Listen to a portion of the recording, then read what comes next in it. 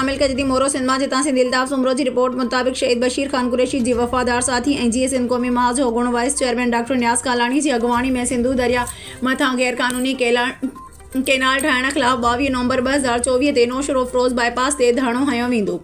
उन सिलसिले में जीए सिंध क़ौमी महाज़ ज़िले नौशरो फ़रोज़ के चीफ ऑर्गेनाइज़र इम्तियाज़ आज़ाद खोसो पंहिंजे हिकु बयान जारी कंदे चयो आहे त सदाईं साम्राजी कुवतनि सिंध के हक़नि ते धाड़ा हणी उन्हनि ते कब्ज़ा कया विया आहिनि।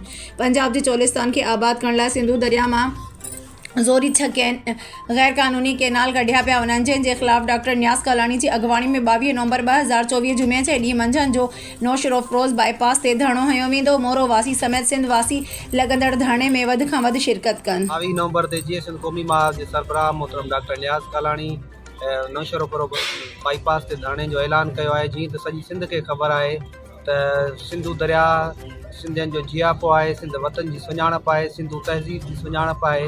उन ते जेको आहे सो वार कयो पियो वञे। सिंधु दरिया जे मथां 6 जेको आहे सो नवां केनाल कढिया पिया वञनि। उन्हनि 6 नवनि केनालनि जे ख़िलाफ़ सिंध जे में जेका तहरीक हले पई मुख़्तलिफ़ तनज़ीमनि सियासी पार्टियुनि जे तरफ़ां, अहिड़े हवाले सां डॉक्टर न्याज़ कालाणी बि ऐलान कयो आहे त नौशरो फ़रोज़ बाईपास ते जुमे जे ॾींहुं 2 बजे धरणो हयो वेंदो।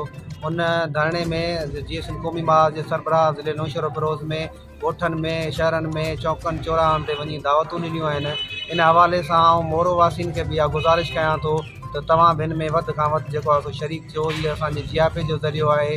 वाहिद सिंधु दरिया हूं त सिंध जा मैदनी वसीला जेके आहिनि तमामु सिंध जी जेके कुदरती जेके ज़ख़ीरा आहिनि उहे धारियुनि जे हवाले आहिनि, पर आख़िरी जेको असां वटि जेको ज़रियो आहे, जेको असांजो जियापे जो ज़रियो आहे, असांजो मुस्तक़बिल आहे पंहिंजे ईंदड़ नसलुनि जो, उहो आहे सिंधु दरिया। उन सिंधु दरिया ते बि धारियुनि जेको आहे सो माण्हुनि ख़ासि तौर ते पंजाब साम्राज्य ते कब्ज़ो करणु शुरू कयो आहे। त बल्कि असीं इहो चिटे नमूने सां ईअं चई सघूं था त दरिया जो हिकिड़ो रुख मोड़ियो पियो वञे। दरिया जो जॾहिं रुख मोड़जी वियो त असीं सम्झूं था त सिंध जी जेका सिंधु तहज़ीब आहे उहा ख़तमु थी वेंदी, पर हिते का बि साह वारी शइ न रही सघंदी। इंसानी जियापो मुकमिल तौर ते तबाह थी वेंदो।